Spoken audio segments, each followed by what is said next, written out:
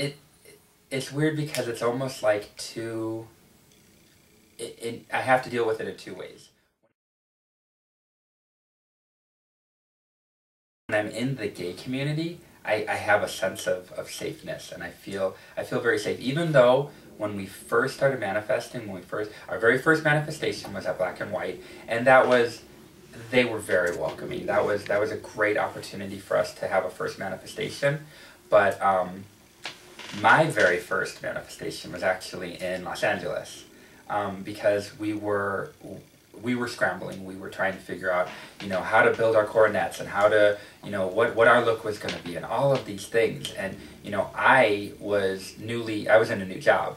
So for me, there was a whole different aspect to it. I was trying to juggle my new job and, I just recently been promoted and dealing with all this. So I was relying a lot on the other sisters. And, we have some amazing sisters. Sister Regina is amazing at getting things organized, and, we could spend 5 hours doing something, and Regina could come in and just kind of barrel through it and get it done in an hour. And it's amazing to see those different things. So I felt a lot of confidence in the group of people that have been assembled, but none of us had any practice being a sister. So Lucy had said, reach out to some of these other sisters in other cities and everything, and I connected immediately with Sister Rhoda Kill in Los Angeles. And Rhoda and I reached out to her and I said, my partner and I were going to be visiting LA. I would love to meet up with you. Do you have time? And he said, absolutely. So we met up and we had lunch down in, West Hollywood, and it was an amazing experience. It was great because my partner, who I'm still with, we've been together for 9 years, he's been through this journey with me, and he had a lot of reservations about this because he's like, I don't want to be, I never thought I'd be with a drag queen. I never thought I'd be, all this stuff is crazy, and he's very religious. So it had a lot of, it had a lot of emotional kind of things for him to deal with. So meeting Rhoda Kill was great. And my partner specifically was, why the religious aspect? Why do you have to be nuns? Why do you have to do all that? And it was great because I got the answers I needed. My partner got the answers he needed.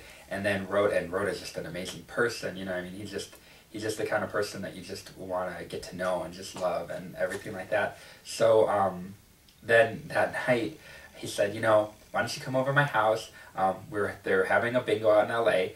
He said, I have an old dress that you'll fit into, and we'll do you up. So they did me up, and I actually still have the dress, and I wear it every once in a while because he let me have it.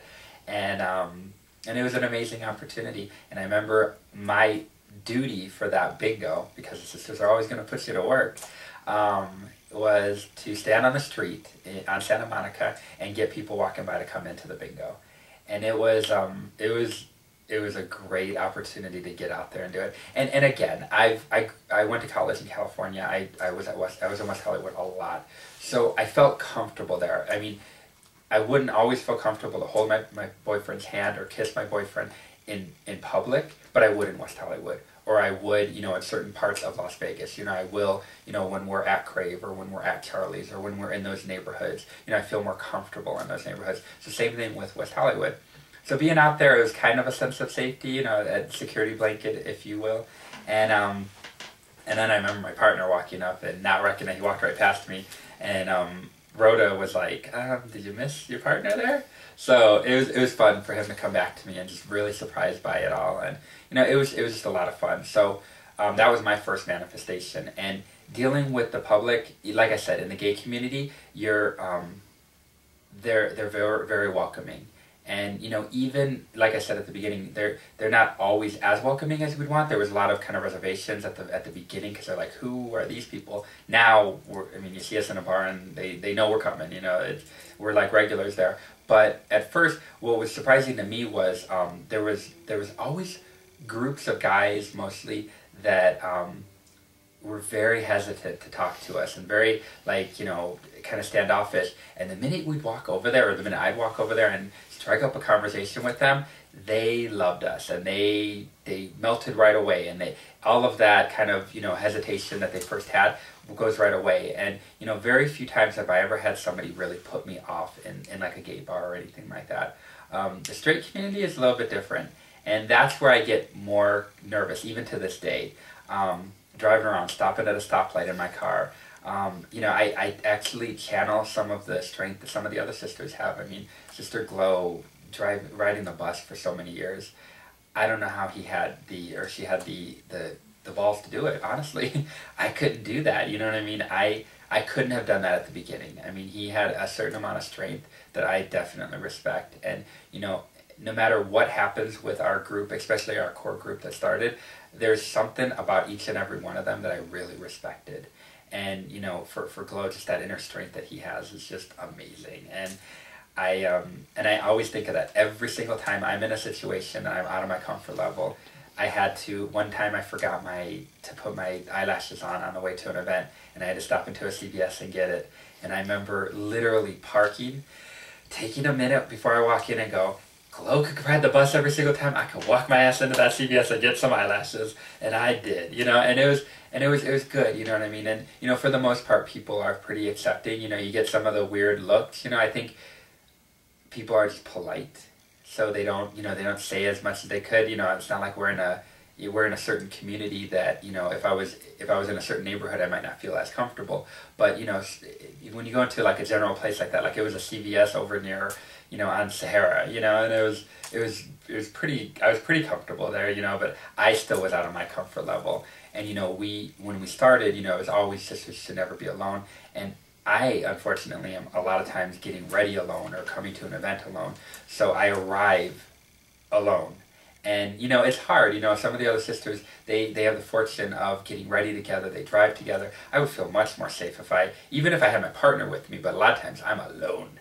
And it's hard to, you know, get that comfort level. So, you know, I struggle with that sometimes. And, you know, it's hard when, like when we go to the Red Dress and we have to park in downtown area and then walk, and you get certain people saying certain things.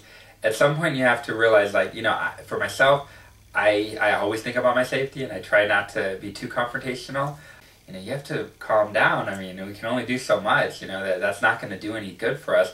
And, you know, I had to realize that. So, you know, that's been a learning curve for me.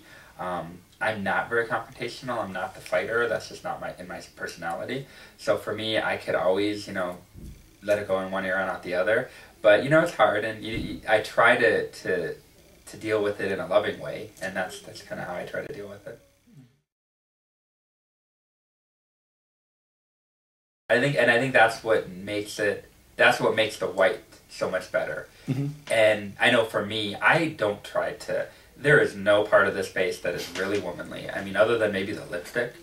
But, you know, I have glitter, it's all paint, you know, the only real makeup that I'm wearing is my lipstick. Everything else is costumey. And it's funny because I work for, you know, a Cirque du Soleil show, and I remember one time driving home from an event, and I was so hungry. I drove through a drive-thru because it was the only thing open at like 1 o'clock in the morning, and I remember I had taken, you know, because I can't drive with my coronet on because it's too high, and I remember taking it off and going through the drive-thru, and they said, "Oh, we love your show." And I was like, what show are you talking about? And they're like, "Oh, which Cirque show are you in?" And I was like, "I'm not a Cirque." I just went with it. It was easier. But, you know, it's funny because I'm not in a Cirque show, but sure, yeah, whatever you want to think.